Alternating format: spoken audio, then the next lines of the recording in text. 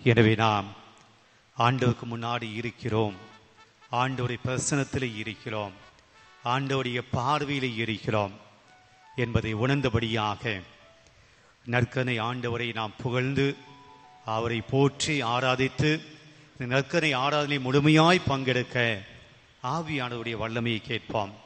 பரிசுத்த ஆவியானவருடைய துணையை கேட்போம்.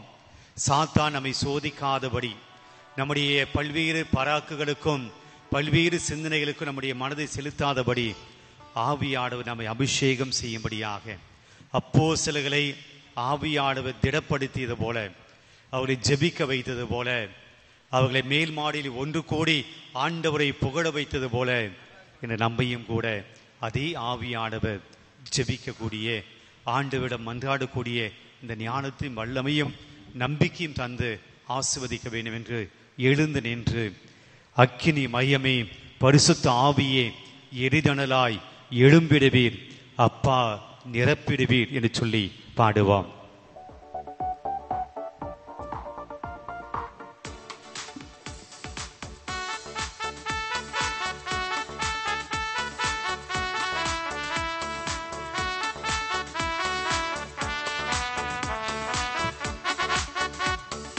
அக்கினிமயமே பரிசுத்த ஆவியே எரிதனலாய் எழும்பிடுவீர், அப்பா நிரப்பிடுவீர். அக்கினிமயமே பரிசுத்த ஆவியே எரிதனலாய் எழும்பிடுவீர், அப்பா நிரப்பிடுவீர்.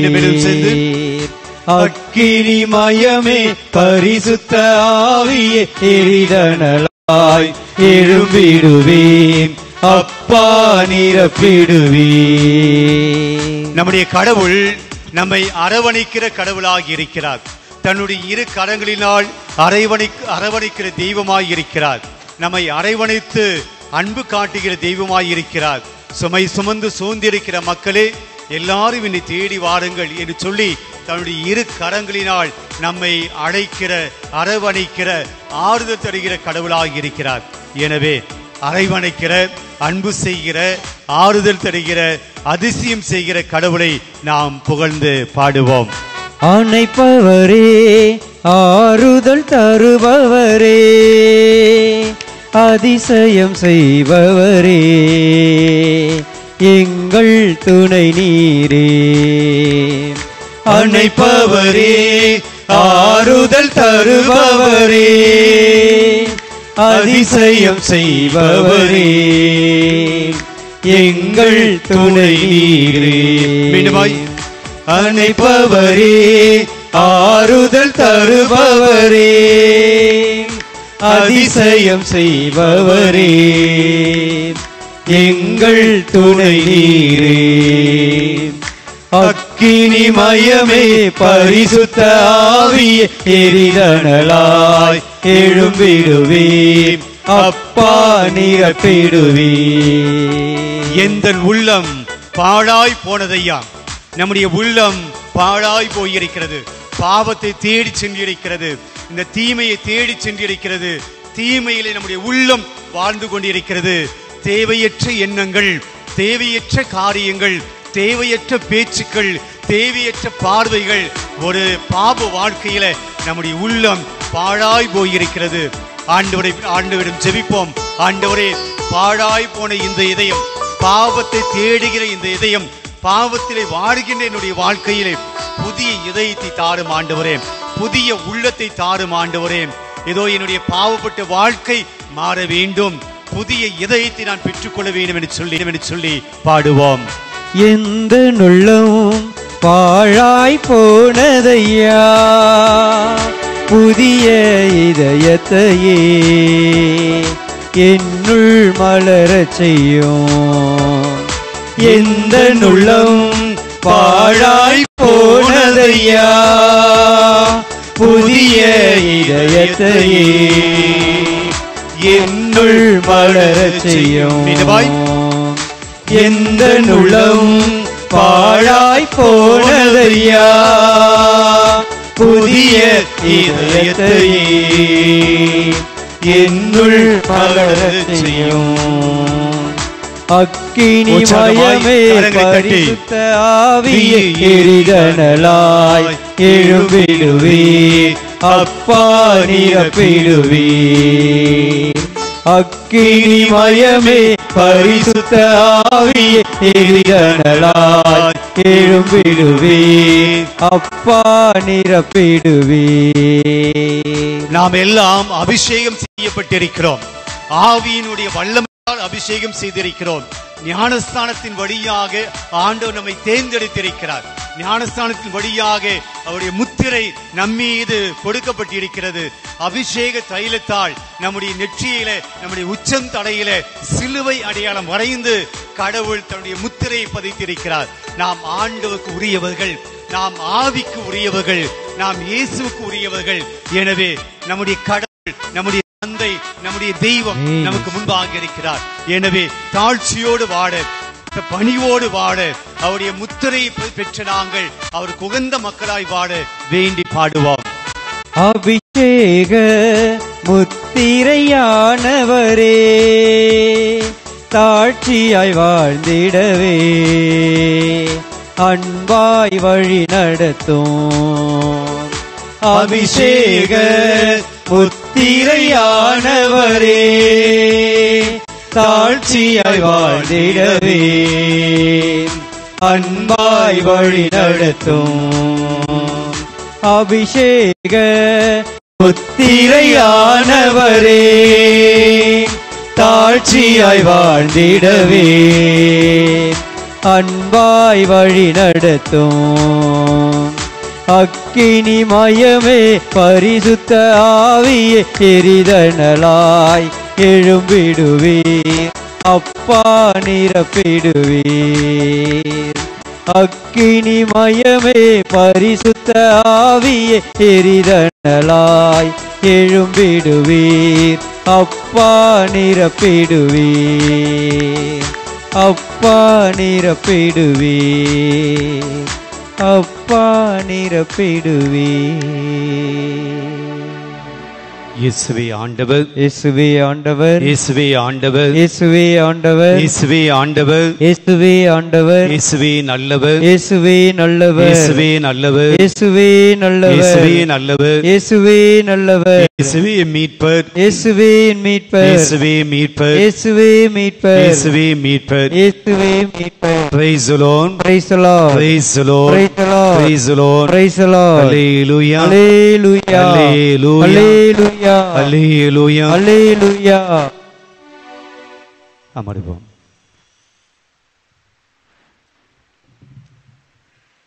நம்ம இவ்வளவு நேரம் என்ன செஞ்சிட்டு இருக்கோம், என்ன செஞ்சோன்ட்டு பல பேருக்கு புரியாம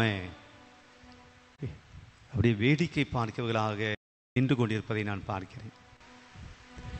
நாம் இன்றைக்கு முதலில் ஆவியானவருடைய உதவியை கேட்டோம், ஆவியானவருடைய வல்லமையை கேட்டிருக்கிறோம். ஆவியால் ஏவப்பட்டவர்கள் அன்றி இயேசுவே ஆண்டவர் என்று சொல்ல இயலாது. ஆனால் அந்த ஆவியாருடைய பாடலை பாடுகிற போது ஏதோ நமக்கு தெரியாத ஒன்று அல்லது நமக்கு தேவையில்லாத ஒன்று இங்கே நடந்து கொண்டிருக்கிறது, வேடிக்கை பார்த்து கொண்டிருக்கிறது போல நாம் இங்கே இந்த ஆலயத்தில் இருக்கிறோம். பிரியமானவர்களே, நான் கோபத்தோடு சொல்லவில்லை, அக்கறையோ சொல்கிறேன். ஆண்டவர் இயேசுவின் வார்த்தையில் நினைவுபடுத்துகிறேன்.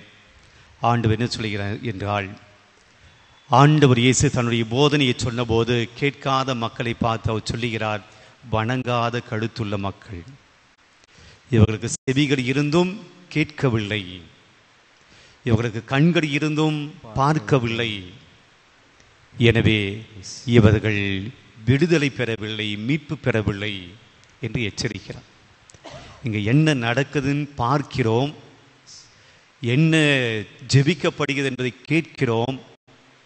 ஆனால் பார்வை இருந்தும் பார்வையற்றவர்களாய், காது இருந்தும் கேட்காதவர்களாய் வேடிக்கை பார்ப்பதற்கு நாம் இங்கே வர வேண்டிய அவசியம் இல்லை. தேவனை பற்றி இங்கே பாடலை பாடுகிற போது, தேவனை புகழ்ந்து கொண்டிருக்கிற போது, ஆண்டவரை பற்றி நாம் பெருமையாக சொல்லிக் கொண்டிருக்கிற போது, நான் இயேசுவே ஆண்டவர் என சொல்லுகிறேன், நீங்கள் அமைதியாக இருக்கிறீர்கள் என்றால் இயேசு ஆண்டவர் இல்லை என்பதுக்கு நீங்கள் சாட்சிகளாக இருக்கிறீர்கள். இங்கே இயேசுவே ஆண்டவர், இயேசுவே நல்லவர் என்று சொல்லுகிற போது நான் அமைதியாக இருக்கிறேன் என்றால் அந்த இயேசு ஆண்டவர், இயேசு நல்லவர் என்பதில் எனக்கு ஆட்சேபனை இருக்கிறது, அது எனக்கு சம்பந்தம் இல்லை என்பதுக்கு அடையாளமாக இருக்கிறீர்கள். உங்களுடைய மௌனம் அது தான் காட்டுகிறது. You are not the spectators. When you are coming to the church, you are not the spectators. பார்வையாளர்கள் அல்ல, பங்கேற்பவர்கள். ஏனென்றால் உங்களுடைய அசட்டைத்தனம் அடுத்தவர்களுக்கு டிஸ்டர்ப் ஆக மாறுகிறது. உங்களுடைய அலட்சியம் அடுத்தவர்களுக்கு அது தொந்தரவாக இருக்கிறது. பல சமயத்திலே குருக்களுக்கும் அது தொந்தரவாக இருக்கிறது. ஆக இதை நான் மீண்டும் சொல்கிறேன், கோபத்தில் அல்ல. நாம் எதற்காக இங்கே வந்திருக்கிறோம், யாருக்கு முன்னாடி இருக்கிறோம், என்ன செய்கிறோம் என்பதை புரியாமல் அறியாமல் பார்வை இருந்தும் பார்வையற்றவர்களாய், காது இருந்தும் கேட்காதவர்களாய் நாம் இங்கே இருக்கிறோம். ஆண்டவர் அவங்களை தான் சொல்கிறாரு, இவங்கெல்லாம் வணங்கா கழுத்துள்ள மக்கள். வணங்கா கழுத்துள்ள மக்கள் என்ன அர்த்தம்? வணங்கா கழுத்துள்ள மக்கள் என்ன அர்த்தம்? உடம்பு சரியில்லைன்னு அர்த்தமா? வணங்கா கழுத்துள்ள மக்கள் அப்படின்னா என்ன அர்த்தம்? தலகணம் பிடிச்சிருக்கு, திமிர் பிடிச்சிருக்கு, அகம்பாவம் பிடிச்சிருக்கு, ஆணவம் பிடிச்சிருக்கு அர்த்தம். ஆண்டவருக்கு முன்னாடி அதெல்லாம் வேலைக்கு ஆகாது. நம்முடைய தலைகணமும் நம்முடைய ஆணவம் அகம்பாவம் மனுஷனுக்கு முன்னாடி எடுபடும், தேவனுக்கு முன்னாடி எடுபடாது. கோலியாத்து அதுக்கு சரியான எடுத்துக்காட்டு. அகம்பாவம். இஸ்ராயேல் மக்கள் எவனாவது ஒருத்தன் தைரியம் இருக்கக்கூடியவன், துணிச்சலோடு இருக்கக்கூடியவன், என்னை எதிர்த்து வந்து நிற்க சொல்லுங்க, என்னை ஜெயிச்சிட்டா அப்படின்னா நான் உங்களுக்கு அடிமையாக இருக்கிறேன். ஆனால் நான் உங்களை நான் ஜெயிச்சிட்டேன் அப்படின்னா இந்த நாடு முழுவதும் எனக்கு அடிமை. சவால் விடுகிறான், அகம்பாவத்தோடு பேசுகிறான், ஆணவத்தோடு பேசுகிறான். உண்மையான கடவுளை வழிபடும் சொல்றீங்களே, உங்ககிட்ட இருந்து ஒரு ஆள் வர முடியாதா? உங்கள் தெய்வம் உங்களை காப்பாற்றாதா? உங்கள் தெய்வம் உங்களுக்கு விடுதலை கொடுக்காதா? ஆபத்திலிருந்து விடுவிக்காதா? அவன் மக்களுக்கு மட்டுமல்ல ஆண்டவருக்கும் சவால் விடுகிறான். இதுதான் ஆணவத்தினுடைய உச்ச கட்டம். எனக்கு முன்னாடி எவனுமே நிற்க முடியாது. ஆனால் கோலியாத்தினுடைய நிலைமை என்ன ஆச்சு? கோலியாத்தினுடைய நிலைமை பழைய ஏற்பாட்டில் யார் அவனை சாகடிச்சது? தாவீது. அதுவும் வில்லு அம்பெல்லாம் கிடையாது, ஒரு சின்ன கூழாங்கல் போதும். அகம்பாவம் பிடித்த கோலியாத்து ஒரு பிணமாய் சபமாய் மலைவோட இருந்தவன் அப்படி சாகிறான். கடவுள் ஒன்றில்லாம ஆகிறார். பிரியமானவர்களே, ஆண்டவருக்கு முன்னாடி அகம்பாவத்தோடு நம்ம இருக்கக்கூடாது. எல்லாம் எனக்கு தெரியும், நமக்கு கடவுளுக்கு முன்னாடி ஒன்றுமே இல்லைங்க. எனவே ஒவ்வொரு தடவையும் ஆண்டவரை ஆலயத்துக்குள்ளே வருகிற போது தாழ்ச்சியோடு நமக்கு முன்னாடி ஆண்டவர் இருக்கிறார் என்ற மனப்பான்மையோடு மனப்பக்குவத்தோடு பங்கேற்க உங்களை அன்போடு அழைக்கிறேன். பிரியமான கண்களை மூடுவான் ஒரு நிமிடம். இன்னைக்கு இந்த ஆலயத்துக்குள்ளே நான் இருக்கிறேன், எதற்காக வந்திருக்கிறேன்? சும்மா டைம் பாசிங், வழக்கம் போல 10 to 11 பழக்க தோஷத்தில் எப்பயும் வருவது போல வாடிக்கையாக வேடிக்கையாக, இதனால் பயனில்லை. இப்படி நாம் இங்கே வந்திருக்கிறோம் என்றால் பயன் ஒன்றும் கிடையாது. மாறாக என்னை விட்டு பிரிந்து உங்களால் எதுவும் செய்ய முடியாது என்று இயேசு சொல்லியிருக்கிறார்.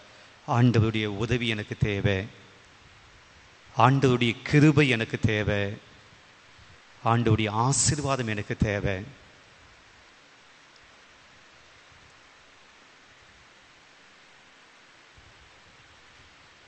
பாடுவோம். ஆண்டவரே, உங்கள் கிருபை இல்லாமல் நான் வாழ முடியாத ஐயா. உங்கள் கிருபை இல்லாமல் என்னால் இந்த உலகத்தில் இருக்க முடியாத ஐயா. ஆண்டவர்கிட்ட சொல்லும், ஆண்டவரே உங்கள் கிருபை எனக்கு தேவை, உம்முடைய ஆசீர்வாதம் எனக்கு தேவை, உம்முடைய உதவி எனக்கு தேவை. நீங்கள் இல்லாமல் என்னால் வாழ முடியாத ஆண்டவரே. உங்கள் கிருபை இல்லாமல் என்னால் இந்த உலகத்தில் இருக்க முடியாத ஆண்டவரே. என்னுடைய வாழ்க்கையில் நான் நடப்பதும் இருப்பதும் வாழ்வதும் இயங்குவதும் நான் செய்வதும் எல்லாமே உங்களுடைய கிருபை ஆண்டவரே. உங்கள் கிருபை எனக்கு தாங்க, உங்கள் கிருபை எங்கள் குடும்பத்துக்கு தாங்க என்று சொல்லி ஆண்டவருடைய கிருபையை கேட்டு நாம் பாடுவோம்.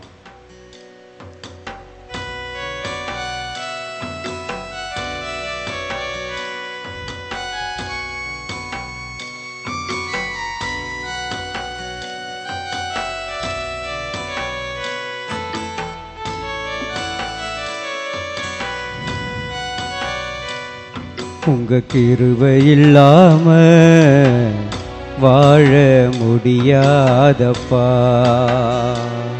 உங்க கிருபை இல்லாம வாழ தெரியாதப்பா, உங்க கிருபை இல்லாம வாழ முடியாதப்பா, உங்க கிருபை இல்லாம வாழ தெரியாதப்பா.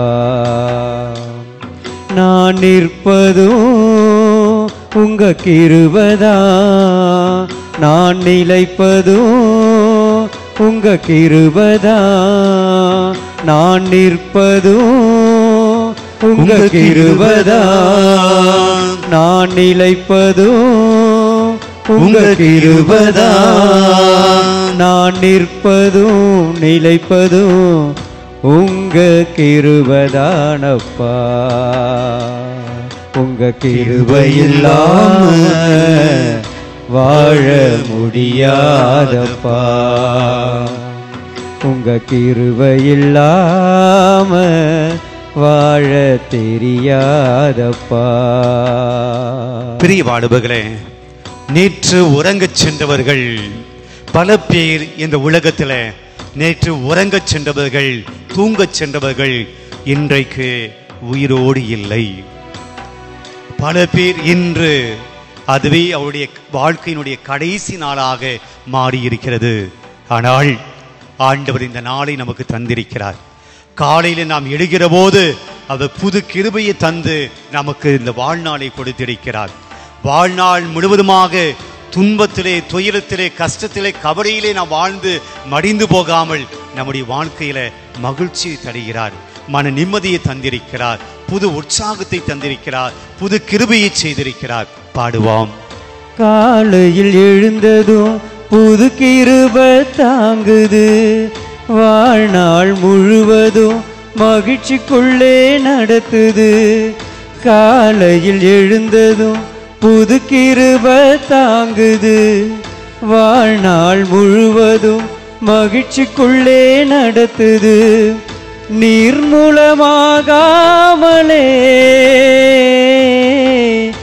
இதுவரை காத்தீரையா,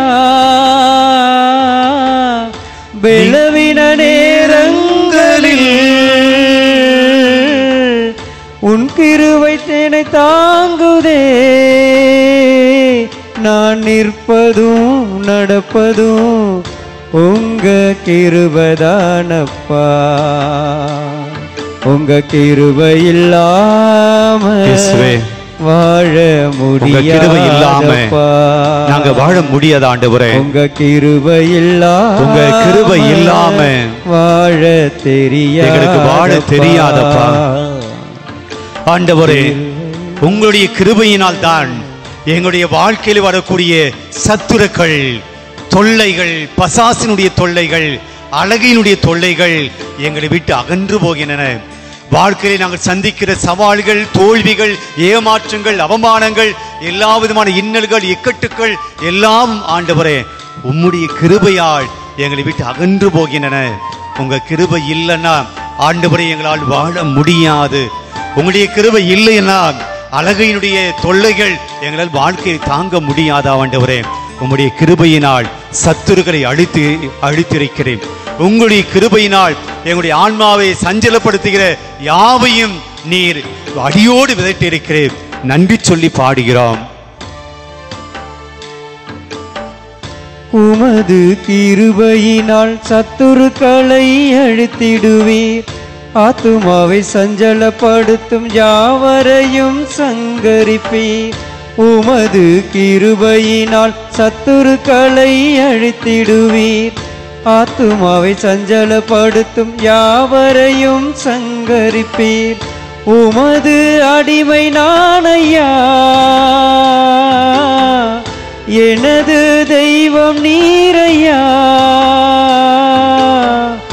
உமது அடிமை நானையா, எனது தெய்வம் நீரையா. என் அரணும் என் கோட்டை, நான் நம்பும் தெய்வம் நீரையா. என் கோட்டை என் துருகம், நான் நம்பும் கேடகம் நீரே. உங்க கிருபை இல்லாம வாழ முடியாதையா. உங்க கிருபை இல்லாம வாழ தெரியாதப்பா. நான் நிற்பதும் உங்க கிருபைதான், நான் நிலைப்பதும் உங்க கிருபைதான். நான் நிற்பதும் உங்க கிருபைதான், நான் நிலைப்பதும் உங்க கிருபைதான். நான் நிற்பதும் நிலைப்பதும் உங்க கிருபைதானப்பா. உங்க கிருபை இல்லாம வாழ முடியாதப்பா. உங்க கிருபை இல்லாம வாழ தெரியாதப்பா. முடியாதப்பா வாழ தெரியாதப்பா. முடியாதப்பா வாழ தெரியாதப்பா. முடியாதப்பா வாழ தெரியாதப்பா. ஆண்டவரை உற்று பாருங்கள். திருப்பாடல் 34:4-5 இறை வார்த்தை இப்படியாக சொல்லுகிறது. துணை வேண்டி நான் ஆண்டவரை மன்றாடினேன், அவர் எனக்கு மறுமொழி கூர்ந்தார். துணை வேண்டி, உதவி வேண்டி, ஆண்டவருடைய கிருபை வேண்டி நான் ஆண்டவரை மன்றாடினேன், ஜெபித்தேன். அவர் எனக்கு மறுமொழி கூறினார். எப்படி மறுமொழி சொன்னார்?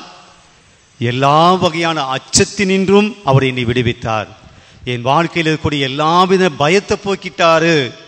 என் வாழ்க்கையில மனசில் இருக்கக்கூடிய எல்லா விதமான கவலைகளை நீக்கிட்டாரு. என்னுடைய வாழ்க்கையில நான் சந்திக்கக்கூடிய எல்லா விதமான பயமான சூழ்நிலைகள், அது கடன் பிரச்சனையாக இருக்கலாம், மனிதர்களுடைய பிரச்சனையாக இருக்கலாம், நாம் செய்யக்கூடிய தொழில பிரச்சனைகளாக இருக்கலாம், நம்முடைய குடும்பத்தில் இருக்கக்கூடிய பிரச்சனைகளாக, நம்முடைய பிள்ளைகளை பற்றி, அந்த பிள்ளைகளுடைய எதிர்கால வாழ்க்கையை பற்றி, கணவனுடைய எதிர்கால வாழ்க்கையை பற்றி ஆகிய எதிர்கால வாழ்க்கையிலே, நம்முடைய குடும்பத்திலே, நம்முடைய தனிப்பட்ட வாழ்க்கையிலே ஏற்படக்கூடிய பல்வேறு பிரச்சனைகளை பற்றி மனசில் கவலையோடு கஷ்டத்தோடு இருக்கிற உங்களுடைய அச்சத்தில் இருந்து ஆண்டவர் விடுவிக்கிறார். நான் ஆண்டவரை துணை வேண்டி மன்றாடினேன், அவர் எனக்கு பதில் மொழி கூறினார். எப்படி? என்னுடைய அச்சத்தினிலிருந்து அவர் என்னை விடுவித்தார். அவரை நோக்கி பார்த்தோர் மகிழ்ச்சியாய் மிளிர்ந்தனர். இயேசுவை பார்க்கிறவர்கள் அவருடைய முகத்தில மகிழ்ச்சி வரும். சாத்தான பார்த்தா மகிழ்ச்சி வராது. இயேசுவை பார்க்கிற போது மகிழ்ச்சி வரும். புதிய பாட்டெல்லாம் பார்க்கிறோம். இயேசுவை பார்த்தவர்கள் எல்லாம் வாழ்க்கையில மகிழ்ச்சியோடு போனாங்க. ஒரு சில எடுத்துக்காட்டு சொல்ல முடியும். தொழுநோயாளர்கள் வந்தார்கள், ஆண்டவரே எங்கள் மீது இரக்கமாய் எங்களை குணப்படுத்தும் அப்படின்னு சொன்னாங்க. இயேசுவை பார்த்தாங்க, இயேசு குணப்படுத்தினார். தொழுநோய் அவருடைய உடலை விட்டு நீங்கியது. எப்படி போயிருப்பாங்கன்னு நினைக்கிறீங்க? தொழுநோயினால ஊரை விட்டு, உறவுகளை விட்டு, வீட்டை விட்டு ஊருக்கு வெளியே இருந்த அந்த தொழுநோயாளிகள் இப்போ ஆண்டவரால் சுகமடைந்த பின்னாடி அவருடைய முகம் எப்படி இருக்குன்னு நினைக்கிறீங்க? நிச்சயமா உங்க முகம் போல இருக்காது. ஏன்னா அப்படி இருக்கிறீங்க. ஆண்டவருடைய அந்த மக்களுடைய தொழுநோயாளுடைய முகம் குணமான பின்னாடி எப்படி இருந்திருக்கும்? மகிழ்ச்சியாக இருக்கும். சக்கேயு ஆண்டவர் இயேசு பார்க்க வருகிறான்.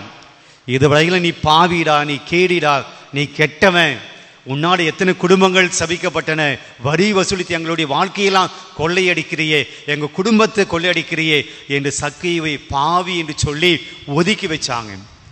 ஆண்டவர் இயேசு அந்த பக்கமாக வருவதை கேள்விப்பட்டு சக்கேயு மரத்து மேல் ஏறி நிற்கிறான்.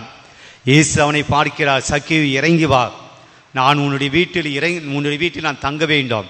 சக்கை எப்படி வந்தான்? துள்ளி குதித்து வந்தான். அதுதான் மகிழ்ச்சியின் அடையாளம். அவர் எந்த அளவுக்கு மகிழ்ச்சி அடைந்தான் என்றால், ஆண்டவரே, நான் சேர்த்து வச்சதை நான் ஏழைகளுக்கு கொடுக்கிறேன், இனிமேல் அது எனக்கு முக்கியம் கிடையாது, பணம் எனக்கு முக்கியம் கிடையாது, நீ எனக்கு சந்தோஷம் கொடுத்துட்ட, நீ என்னை அங்கீகாரம் செய்தாய், மக்கள் என்னை ஏத்துக்கல, ஆனா நீர் என்னை அழைத்திருக்கிறேன், என் வீட்டுக்கு வந்திருக்கிறீங்க. ஒரு பையன், ஒரு சதுசெய்யன், ஒரு பரிசேயன், ஒரு மறைநூல் அறிஞன் ஒருத்தனை என் வீட்டுக்கு வந்தது கிடையாது, ஒரு யூதர்கள் என் வீட்டுக்கு வந்தது கிடையாது. நான் சபிக்கப்பட்டவனாக இருந்தேன், ஆனால் நீர் என் வீட்டுக்கு வந்திருக்கிறேன். சந்தோஷம். சக்கையினுடைய முகம் எப்படி வந்திருக்கும்? மகிழ்ச்சி அடைந்தப்ப இயேசுவை பார்த்ததுனால மகிழ்ச்சி அடைந்திருப்பான். ஒவ்வொருத்தையும் சொல்ல முடியும். கல்லால் அடித்து சாகடிக்க வேண்டும் என்று அந்த விபச்சாரத்தில் ஈடுபட்ட அந்த பெண்ணை கொண்டு வருகிறார்கள். இயேசுக்கு முன்னாடி நிக்க வைக்கிறாங்க. மோசேயினுடைய சட்டத்தின்படி விபச்சாரம் செய்த பெண்ணை கல்லால் அடித்து சாகடிக்க வேண்டும், நீங்க என்ன சொல்றீங்க? இயேசுவிடம் கேள்வி கேட்கிறார்கள். இயேசு அந்த பெண்ணுக்கு சாதகமாக பதில் சொல்லுகிறார். உங்களில் பாவம் செய்யாதவன் முதலில் இவள் மேல் கல் எறியட்டும். ஆக ஒவ்வொருத்தருடைய பாவத்தை உணர்ந்து சொல்லுகிறார்கள். அந்த பெண், அம்மா பாவம் செய்யாதே, சமாதானமாய் போ, அமைதியோடு போ என்று சொல்லுகிற போது அந்த அம்மா எப்படி போயிருப்பாங்க? வாழ்க்கையில செத்து போகுவோம், கல்லால் அடிச்சு இன்னைக்கு என்னை சாகடிக்க போறாங்க, இனிதான் என் வாழ்க்கையினுடைய கடைசி நாள், நான் மாட்டிக்கிட்டேன், இனிமேல் நான் வாழ முடியாது என்று சாவின் பயத்தில் வந்த அந்த பெண் இப்போது எப்படி போயிருப்பார் வீட்டுக்கு? மகிழ்ச்சி. இயேசுவை பார்த்த முகம் மகிழ்ச்சியா போயிருக்கும். ஆனால் இங்கே இயேசுவை பார்த்து கொண்டிருக்கிற முகங்கள் பல மகிழ்ச்சியாக இல்லை. அப்படியே உம்முன்னு உங்கள் முகத்தை பார்த்தா எனக்கு சோகம் வந்துடும் போல இருக்கு, உங்கள் முகத்தை பார்த்தா எனக்கு கவலை வந்துடு. ஏண்டா இப்படி இருக்கிறாங்க இவங்க? என்னதான் பிரச்சனை இவங்களுக்கு? முகத்தில் இவ்வளோ கஷ்டங்கள் வச்சுட்டு வராங்க. இயேசுவை தேடி வருகிற போது அது ஒரு ஆனந்தம், மக்களிப்பு, ஒரு மகிழ்ச்சி, ஒரு நம்பிக்கை, ஒரு துணிச்சல், ஒரு தைரியம். இயேசு என்னை விட்டுட மாட்டார், என்னை காப்பாற்றுவார் என்ற நம்பிக்கை வந்தால் தான் அந்த மகிழ்ச்சி வரும். பிரியமானவர்களே, ஆண்டவரை நம்பி வருகிறவர்களை ஆண்டவர் கைவிட மாட்டார். அதுதான் இன்னைக்கு முதல் வாசகம். நாம் திருப்பலியில் அந்த வாசகத்தை படிப்போம், அப்போ நமக்கு புரியும். நான் ரொம்ப ஷார்ட்டாக இன்னைக்கு முதல் வாசகம் என்ன அப்படின்னு நான் சொல்லி விடுகிறேன். எசையா புத்தகம் 7ஆம் அதிகாரம். இந்த வாசகத்தை நாம் வாசிக்க போகிறோம். 10 முதல் 14, மீண்டும் 8ஆம் அதிகாரத்தில் 10வது வசனத்தை வாசிக்க போகிறோம். நீங்கள் படிக்க போகிறதில்லை, ஆனால் நான் சொல்லக்கூடிய அந்த பகுதியை நீங்கள் புரிஞ்சுக்கிங்க. என்ன? எசையா இறைவாக்கினர் ஆகாஸ் என்கின்ற ஒரு மனிதரிடம் அனுப்பப்படுகிறார். அவன் யூதா நாட்டினுடைய மன்னன், அரசன். அவனிடம் அனுப்பப்படுகிறார் எசையா. எசையா யாரு? ஒரு இறைவாக்கினர், கடவுளுடைய மனிதர். போயிட்டு கடவுளுடைய வார்த்தையை சொல்றாரு. என்ன சொல்றாரு? நீ ஆண்டவரிடம் ஒரு புதுமையை கேளு, ஒரு அடையாளத்தை கேளு அப்படின்ட்டு எசையா இறைவாக்கினர் சொல்லுகிறார். அதுக்கு ஆகாச மன்னன் சொல்லுகிறான், நான் கேட்க மாட்டேன், கடவுளிடம் அரும் அடையாளத்தை நான் கேட்க மாட்டேன், ஆண்டவரை நான் சோதிக்க மாட்டேன் என்று சொல்லுகிறான். கடவுளுடைய மனிதர் சொல்கிறார், நீ ஆண்டவரிடம் ஒரு அடையாளத்தை கேளு. ஆனால் ஆகாசு சொல்லுகிறான், நான் கடவுளை சோதிக்க மாட்டேன், அடையாளத்தை கேட்டு புதுமையை கேட்டு நான் ஆண்டவரை சோதிக்க மாட்டேன். அப்போ எசையா இறைவாக்கினர் கோபப்படுகிறார். என்ன சொல்றாரு? நீங்கள் இதுவரை மனிதரை சோதித்தீர்கள், இப்போது நீங்கள் கடவுளை சோதிக்க போறீங்க அப்படின்னு சொல்றார். ஆக்சுவலா எசையா இறைவாக்கினர் ஆகாஸ் மன்னனிடம் கோபம் கொள்வது தவறாக நமக்கு தெரிகிறது. நான் தான் ஆண்டவரை சோதிக்க மாட்டேன்னு சொன்னானே ஆகாசு, அவரை பார்த்து எசையா இறைவாக்கினர் நீ ஆண்டவரை சோதிக்கிற அப்படின்னு சொல்றாரு திருப்பி. ஆக இந்த வாசகத்தினுடைய பின்னணி என்ன நடந்தது? ஆகாசு என்பவன் யார்? நான் ஆண்டவரை ஏன் சோதிக்க மாட்டேன் என்று சொன்னான் அப்படின்னு நாம் தெரிஞ்சுக்கணும். பிரியமானவர்களே, ஆகாஸ் என்பவன் யூதா நாட்டினுடைய மன்னன். ஓகேங்களா? அவன் இஸ்ராயேல் மக்களை வழிநடத்திய பல மன்னர்கள் இருக்கிறார்கள். தாவீது, சாலமோன், சவுல், இப்படி பல மன்னர்கள் இருக்கிறார்கள், இஸ்ராயேல் மக்களை வழி நடத்தியவர்கள். அதில் மிக மிக மிக மிக மோசமானவன் இந்த ஆகாஸ் என்கிற மன்னன். என்ன செய்தான்? அப்படி என்ன பண்ணான்? ரொம்ப கேடு கெட்டவனாக இருக்கக்கூடிய மன்னனாக இருந்தானே, என்ன செஞ்சான் அப்படின்னா, அவன் உண்மையான தங்களை விடுவித்து வந்த, எகிப்திலிருந்து விடுவித்து வந்த யாவே கடவுளை அவன் வணங்கவில்லை. இஸ்ராயேல் மக்களுடைய அரசன் இஸ்ராயல் மக்களுடைய ஒரு மன்னன் இஸ்ராயல் மக்களுடைய தெய்வத்தை வணங்காம பிற இனத்தாருடைய கடவுளை வணங்கினான். கடவுள் இவங்களை அருமையாக எகிப்திலிருந்து மீட்டு கொண்டு வந்து கானான் தேசத்தை கொடுத்திருக்கிறார். ஆனால் இந்த மன்னன் என்ன சொல்கிறான்? அந்த கடவுளை நான் வணங்க மாட்டேன், வேறு தெய்வங்களை நான் வழிபடுகிறேன். முதல் பாவம். இரண்டாவது, அவர் எந்த அளவுக்கு பிற தெய்வங்களை அவன் வணங்கினான், நம்பினான் என்றால் தன்னுடைய ஒரே மகனை இந்த பிற தெய்வங்களுக்கு பலியிட்டான். ஆபிரகாம் தன்னுடைய மகனை கொண்டு போறார். பலியிட வேண்டும் என்று யார் கேட்டது? யார் கேட்டாங்க? ஆபிரகாம. கடவுள் கேட்டார். தன்னுடைய மகனை பலியிட போகிறார். ஆனால் கடவுள் தடுக்கிறார். பலியிடாத, உன்னுடைய நம்பிக்கையை தான் நான் சோதித்து பார்க்கணும் அப்படின்னு நான் சொன்னேன். நீ நம்பிக்கைக்குரியவனாக இருந்தாய். கடவுள் ஆபிரகாமுடைய மகனை பலியிட சென்ற ஆபிரகாமை தடுத்தார். ஆனால் இவன் என்ன செய்யறான் அப்படின்னா, தன்னுடைய மகனை வேற தெய்வங்களுக்கு பலியிடுகிறான். இரண்டாவது. மூன்றாவது, அந்த எருசலேம் ஆலயம் ஆண்டவருடைய ஆலயம், ஆண்டவருடைய தெய்வீகமான புனித தலம், அதில் பிற இன தெய்வங்களை கொண்டு வருகிறான். இப்போ நம்முடைய கத்தோலிக்க திரு அவையில் இங்கே இருக்கக்கூடிய எல்லாருமே புனிதர்கள். திடீரென வேறு ஒரு திருச்சபை அங்கீகரிக்காத ஒரு மனுஷனுடைய உருவத்தை இங்கே கொண்டு வந்து வச்சா எப்படி இருக்கும்? ஏற்றுக்க முடியாது இல்லையா? நம்முடைய கோயிலில் இன்னொரு தெய்வத்தை கொண்டு வந்து வச்சு ஏற்றுக்க முடியாது. அவன் அப்படியாக செய்யான். பிற தெய்வங்களை எருசலேம் ஆலயத்துக்குள்ளே கொண்டு வந்து வைத்தான். பிற தெய்வங்களுக்குண்டான வழிபாடுகளை நடத்தினான். அடுத்ததாக அவனுடைய நாட்டின் மீது படையெடுக்க 2 பேர் வந்தாங்க. சிரியா நாட்டு மன்னன், இன்னொன்று இஸ்ராயல் நாட்டு மன்னன். 2 பேரும் மிக பலமுள்ள 2 வீரர்கள், 2 நாட்டை சார்ந்த அரசர்கள் இப்போது எருசலேம் நாட்டின் மீது படையெடுத்து வராங்க. இப்போதான் எசையா இறைவாக்கியம் சொல்றாரு, இப்பயாவது நீ ஆண்டவர்கிட்ட என்ன கேட்கணும்? உதவி கேளு, அரும் அடையாளத்தை கேளு. இப்போ கேட்டாலும் கூட ஆண்டு உனக்கு என்ன பதிலே வர மாட்டேன். ஆண்டு உனக்கு உதவி செய்வார். இதுவரை நீ ஆண்டவரை வணங்கலடா, வேற தெய்வங்களுக்கு வணங்கின, வேற தெய்வங்களுக்கு பூஜை செஞ்ச, வேற தெய்வங்களுக்குடைய மகனை பலியிட்ட, இப்பயாவது கேளு, ஆண்டு உனக்கு உதவி செய்வார். ஆகாஷ் என்ன சொன்னா? நான் ஆண்டவர்கிட்ட கேட்க மாட்டேன், நான் ஆண்டவர்கிட்ட உதவியை கேட்க மாட்டேன். ஏன் அவன் ஆண்டவர்கிட்ட உதவி கேட்கல? ஏன் ஆண்டவரை தேடி அவன் போகல அப்படின்னா, அவன் ஆண்டவரை விட அசீரிய மன்னனை நம்பினான். இந்த இஸ்ராயல் மன்னன் இந்த சிறிய நாட்டு மன்னர்களை என்னால் தோற்கடிக்க முடியும். எப்படி? அசீரிய மன்னன் எனக்கு உதவி செய்வான். அவனுடைய துணையோடு, அவனுடைய உதவியோடு நான் இவங்களை தோற்கடிப்பேன். இவருடைய உதவியெல்லாம் எனக்கு தேவையில்லை. யாருடைய உதவி? கடவுளுடைய உதவி எனக்கு தேவையில்லை. அது என்ன செஞ்சான்? அசீரிய மன்னனை கூப்பிட்டான். எனக்கு நீ உதவி செய். நீ எனக்கு உதவி செஞ்சா உன்னுடைய உதவிக்கு கைமாறாக நான் என்ன செய்வேன் தெரியுங்களா? எருசலேம் ஆலயத்தில் இருக்கக்கூடிய ஆண்டவருக்கு வந்த காணிக்கைகளை நான் உனக்கு கொடுப்பேன். யாருடைய காணிக்கை யாருக்கு கொடுக்கிறது? ஆலயத்தினுடைய கடவுளுக்கு வந்த காணிக்கைகளை, பலி பொருட்களை எடுத்து நான் உனக்கு கொடுப்பேன். நீ என்னை காப்பாத்து. காப்பாற்றக்கூடிய கடவுளை விட்டுவிட்டு, காப்பாற்றக்கூடிய தெய்வத்தை விட்டுட்டு, அவர் மேல நம்பிக்கை விட்டுட்டு, அவருக்கு உண்டானதை எடுத்து, கடவுளுக்கு உண்டானதை எடுத்து அந்த மன்னன் யாருக்கு கொடுக்கிறான்? அசிரிய நாட்டு மன்னன் கொடுக்கிறான். பிரியமானவர்களே, எசையா சொல்றாரு, நீ ஆண்டவர்கிட்ட ஒரு அற்புதத்தை கேள்.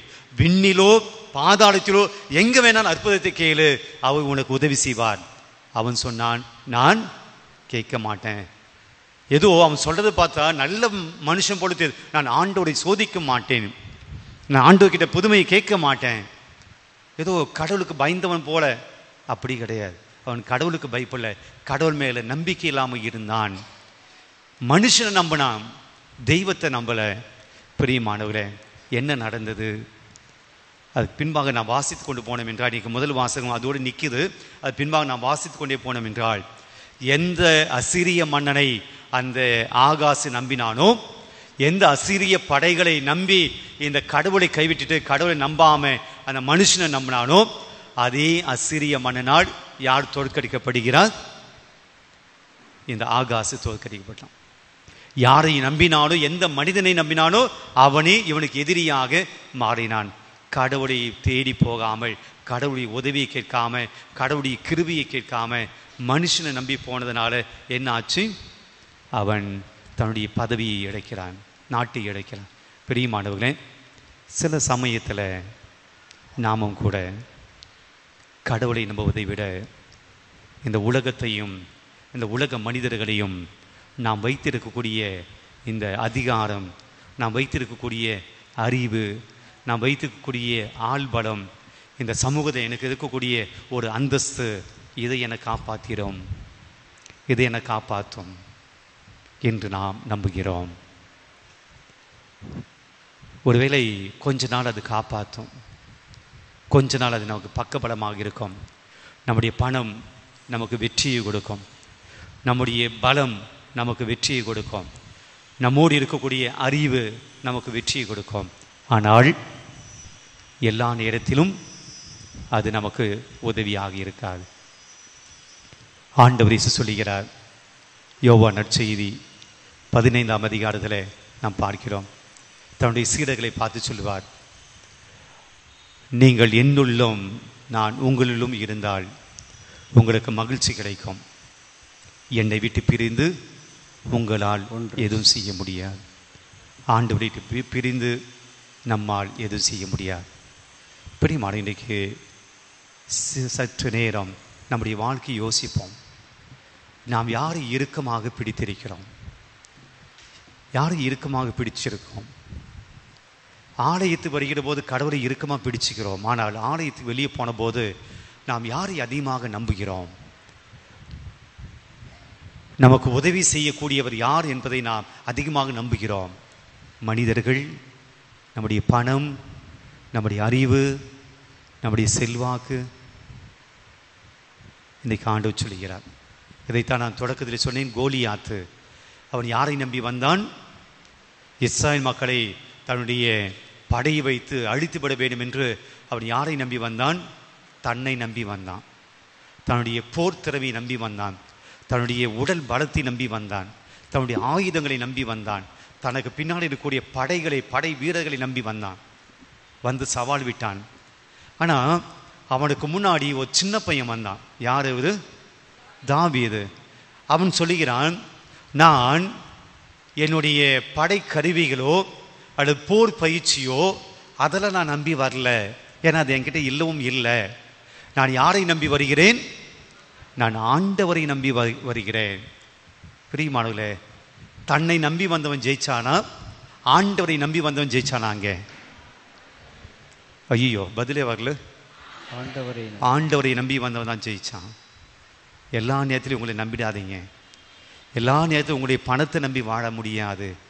எல்லா நேரத்திலும் உங்களுடைய அறிவை நம்பி வாழ்ந்துட முடியாது. பிரியமானவர்களே, ஆண்டவருடைய கிருபை தேவை, ஆண்டவருடைய உதவி தேவை, ஆண்டவருடைய தயவு தேவை, ஆண்டவருடைய ஆசீர்வாதம் தேவை, ஆண்டவருடைய பாதுகாப்பு தேவை, ஆண்டவருடைய வழி நடத்துதல் தேவை, தூய ஆவியானுடைய பாதுகாப்பு நமக்கு தேவை.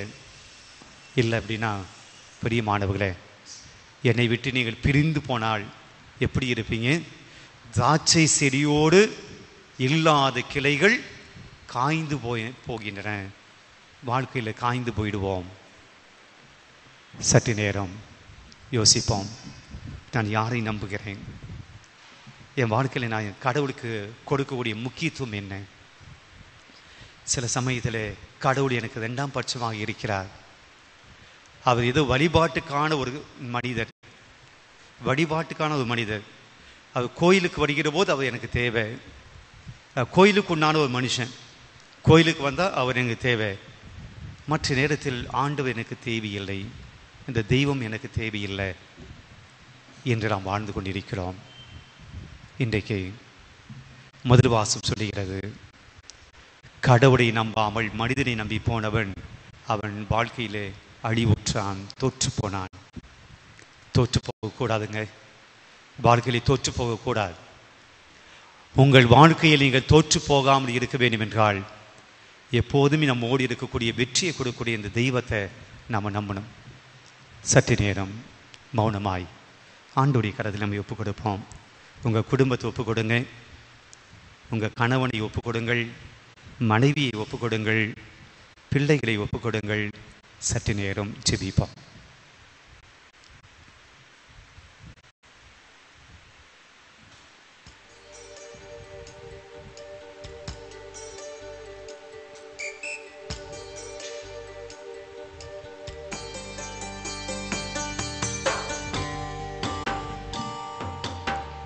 கலங்கின நேரங்களில் கை தூக்கி எடுப்பவரே, கண்ணீரின் பள்ளத்தாக்கில் என்னோடு இருப்பவரே.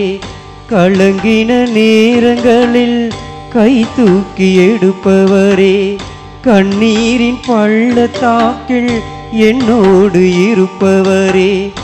உறவுகள் மறந்தாலும் நீர் என்னை மறப்பதில்லை, காலங்கள் மாறினாலும் நீர் மட்டும் மாறவில்லை.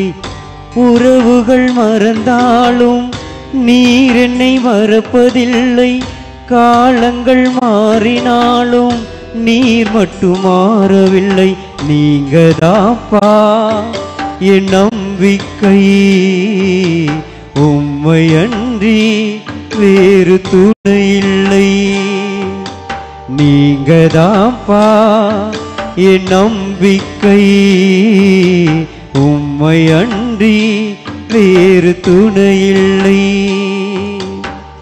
கலங்கின நேரங்களில் கை தூக்கி எடுப்பவரே, கண்ணீரின் பள்ளத்தாக்கில் என்னோடு இருப்பவரே.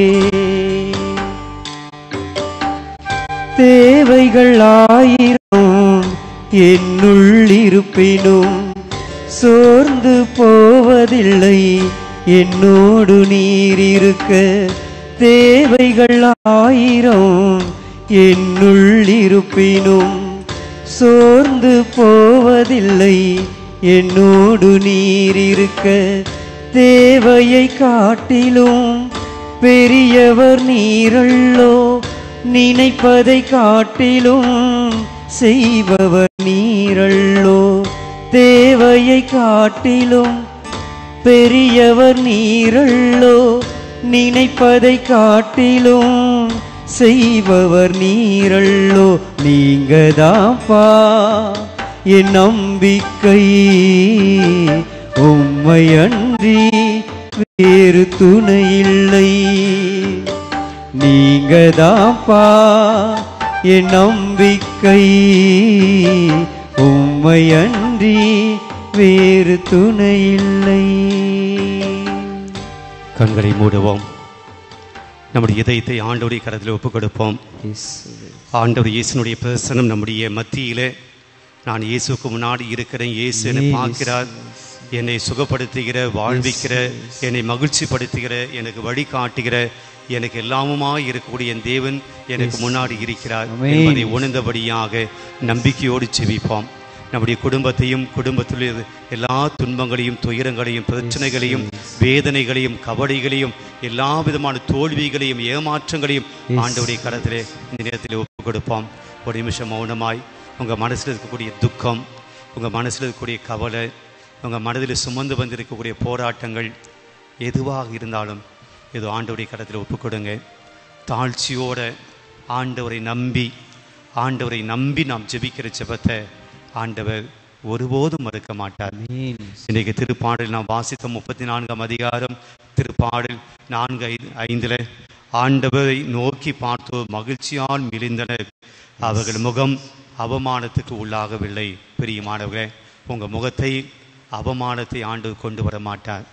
உங்கள் முகத்தில் அவமானத்தை கொண்டு வர மாட்டார். உங்கள் வாழ்க்கையில் அவமானத்தை கொண்டு வர மாட்டார். மற்றவர்களுக்கு முன்பாக நீங்கள் அவமானம் படும்படியாக ஆண்டவர் உங்களை விட மாட்டார். மற்றவர்களுக்கு முன்பாக நீங்கள் இகழ்ச்சி அடையும்படியாக இந்த தேவன் ஒருபோதும் உங்களை விட மாட்டார். ஆண்டவருடைய கரத்தில் உங்களை ஒப்புக் கொடுங்க.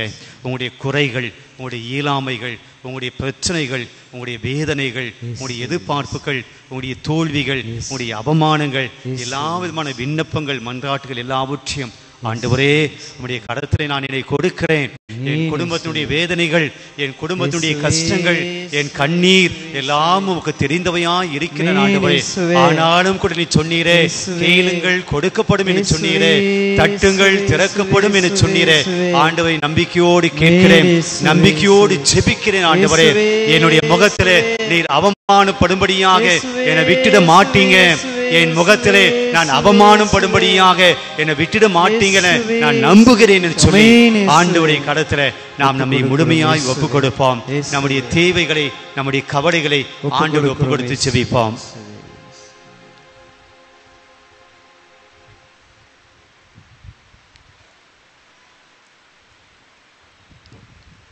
நம்பிக்கையோடு ஜெபியுங்கள். இங்கே இருக்கிற தேவன் நம்மை அன்பு செய்கிற கடவுள். நம் மீது மிக மிக அதிகமாய் பாசம் காட்டுகிற கடவுள். நம்முடைய தந்தை.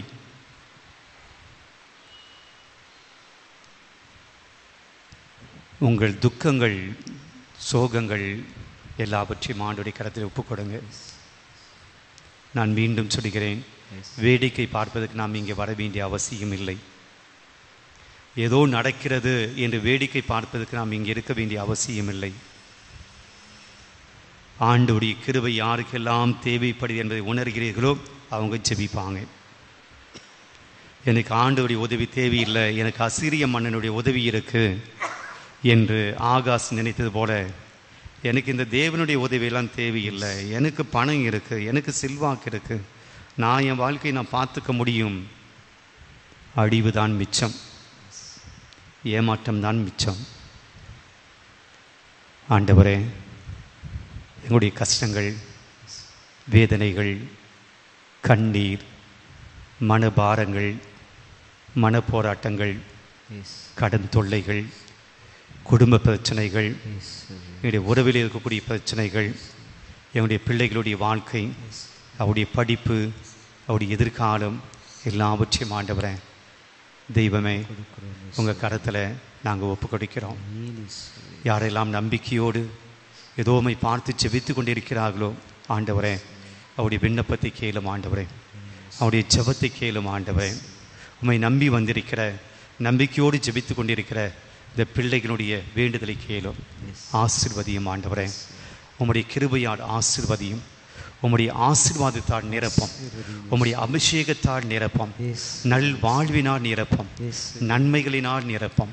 இதோ இந்த மாலை பொழுது இவர்கள் வீட்டுக்கு செல்கிற போது மனம் நிரம்பியவர்களாய், மடி நிரம்பியவர்களாய் உம்முடைய வரத்தை பெற்றுச் செல்வார்களாக, உம்முடைய கிருபையை பெற்றுச் செல்வார்களாக, வாழ முடியும் என்கிற நம்பிக்கையை பெற்றுச் செல்வார்களாக.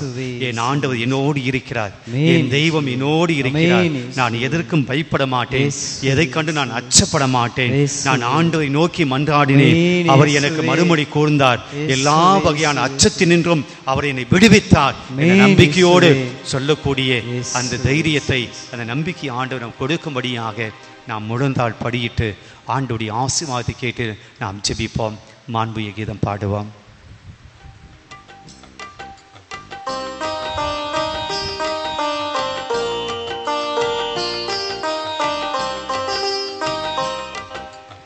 மாண்புயர்யூ அருளடையாளத்தை தாழ்ந்து பணிந்தே ஆராதிப்போம். பழைய நியம முறைகள் அனைத்தும் இனி மறைந்து முடிவு பெறுக.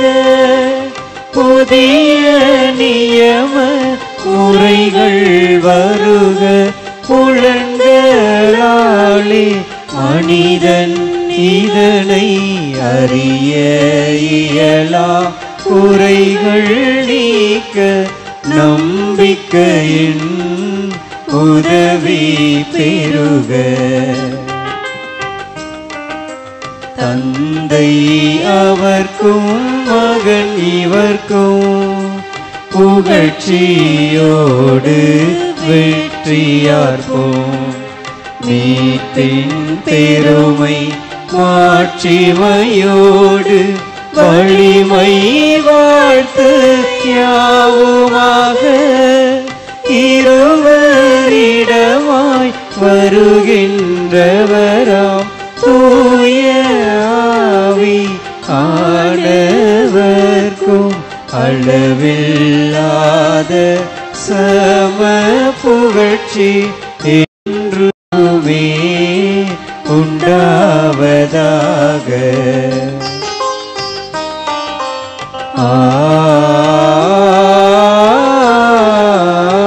ஆமென்.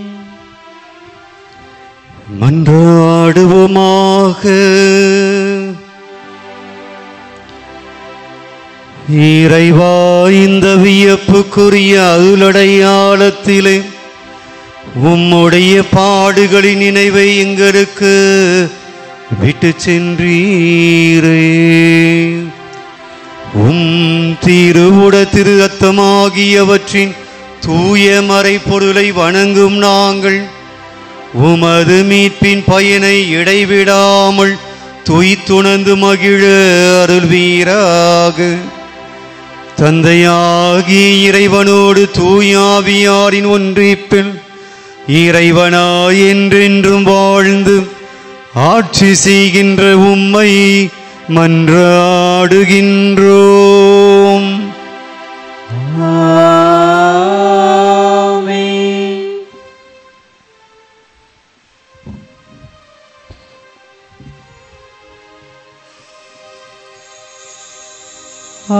ஆராதனை உமக்கே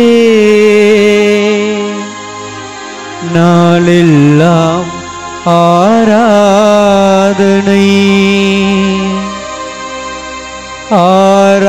ஆராதனை உமக்கே நாளெல்லாம் ஆராதனை.